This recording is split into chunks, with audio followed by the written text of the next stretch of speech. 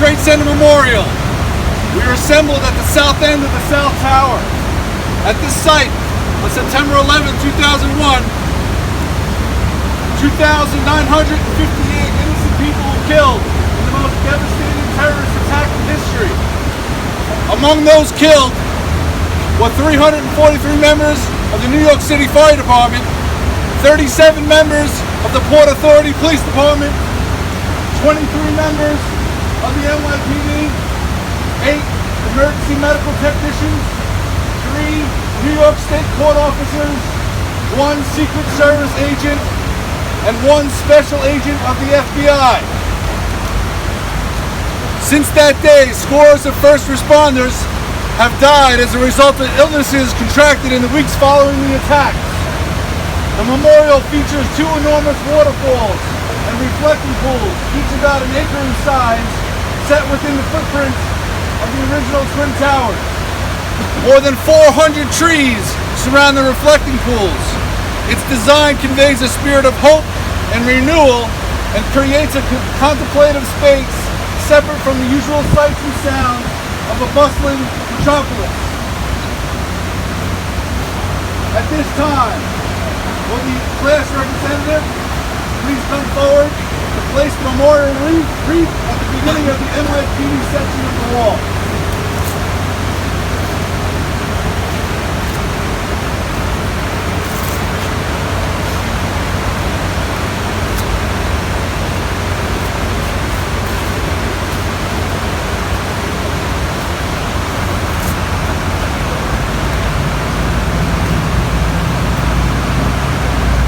Thank you all for attending. This concludes this part of our ceremony.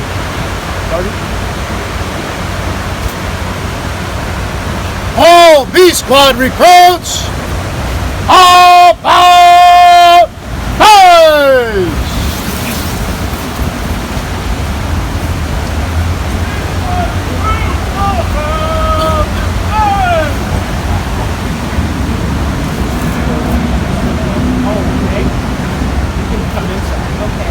Whenever you want, you can follow them inside. Okay.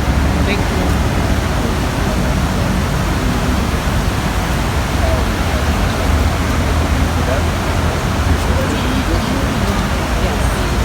Yes.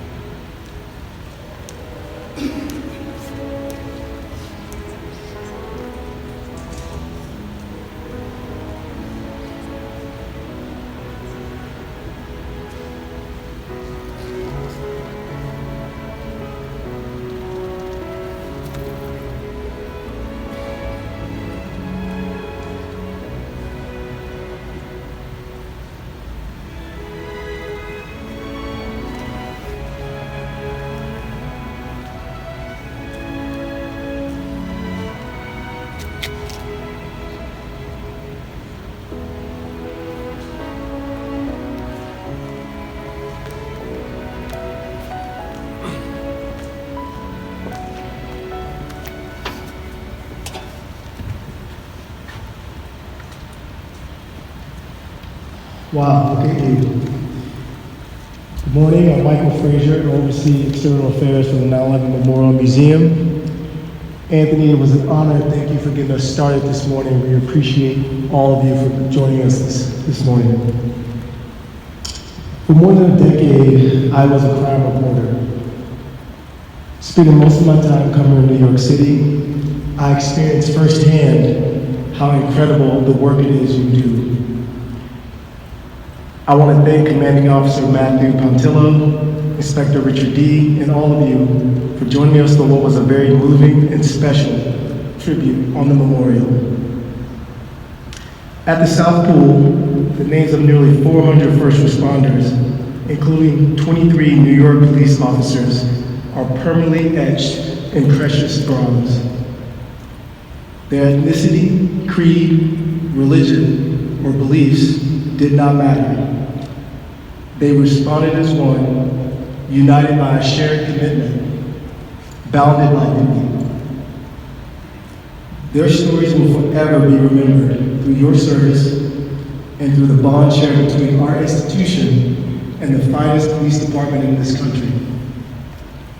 Tributes like this morning deepens and strengthens our commitment to remembering those 23 officers, your brethren, and all who have died in the line of duty since 9/11.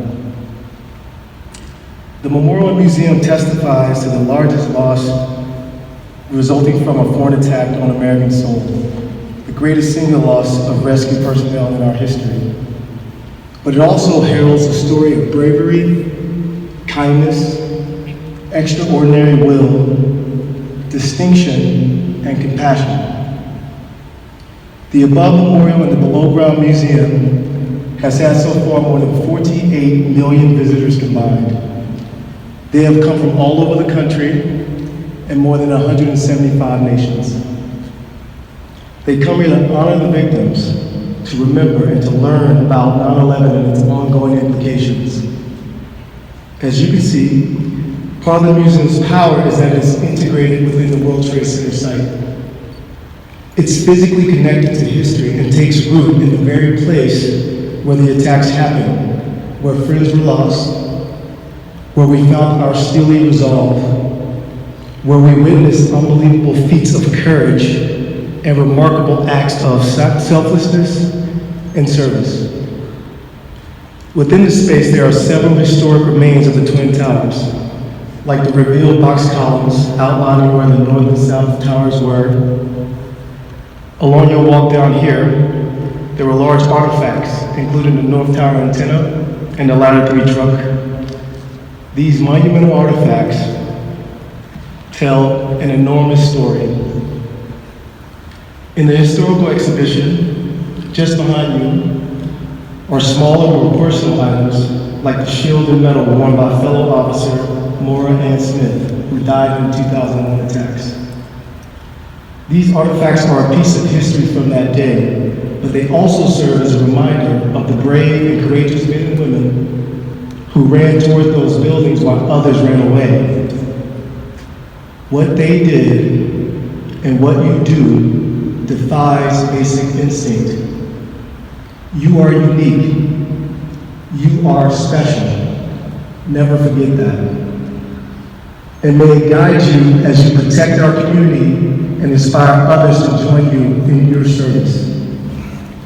At the southern side of the museum, you'll find a memorial exhibition called In Memoriam that honors the 2,983 men, women, and children who died in the attacks of 2001 and in 1993.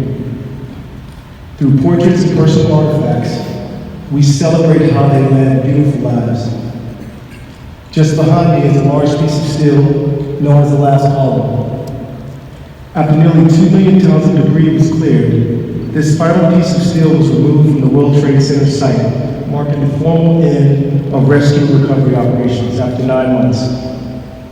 The number 23 shown on the face of this column pays tribute to the fallen police officers of 9/11. But another story unfolds through this hulking piece of metal and the surrounding artifacts. The continued story is that hundreds have died since the aftermath of the attacks from 9/11-related illnesses.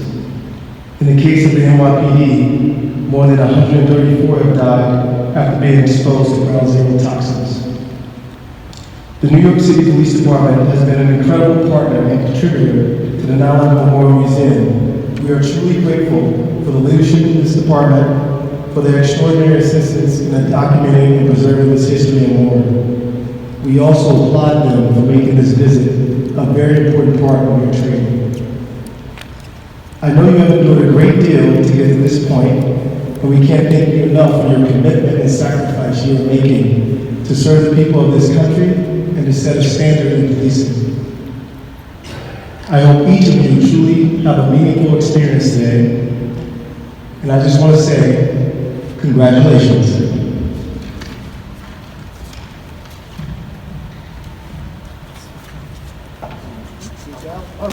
Rest.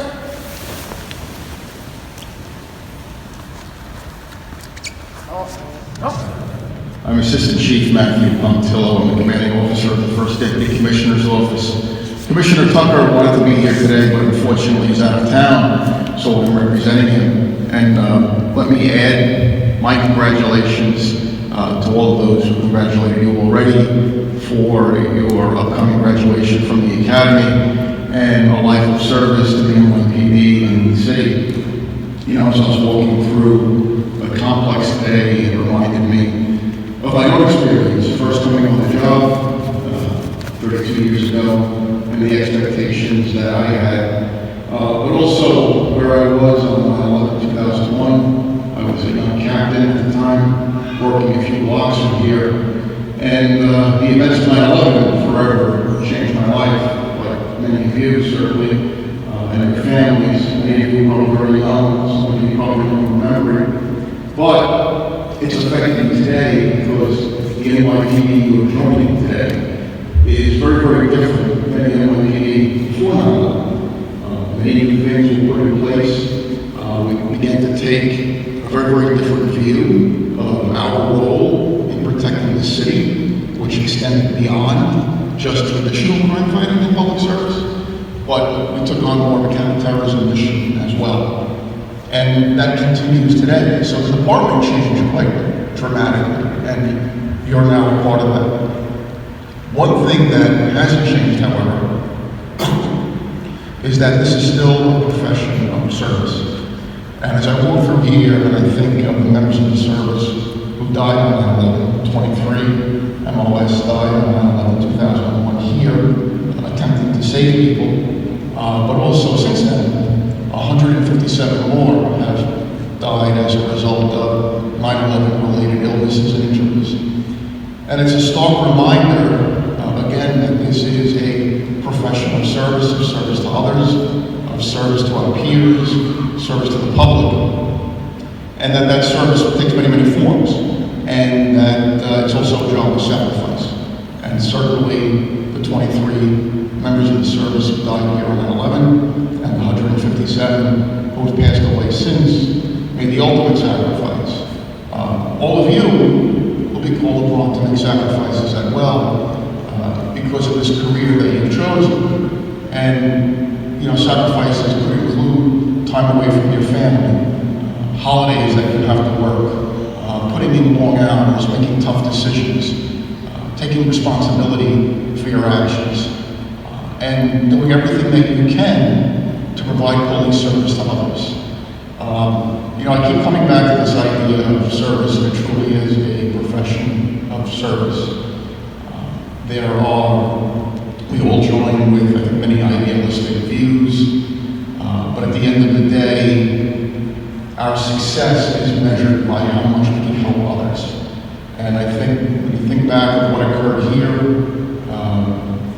and what occurs every day in the city, and the work that police officers do, it's a very bold and vivid reminder of why we took this job in the first place, what's expected of us, and that going forward, we all strive and should be striving to serve the community and to help people. Most people take this job for the right reason, and that's to help people.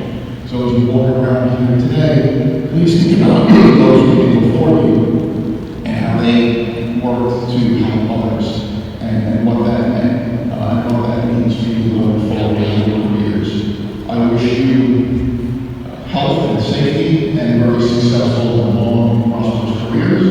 And please always remember why you took this job and what our society is ultimately based on, right? That's enforcement of the law and belief in the system of law that means the Constitution, that values and respects life and the rights of everybody. So if you can keep those thoughts in mind, so through your career, keep yourself grounded. Remember the service of those who came before you. They will help guide you through the many choices you'll have to make and the many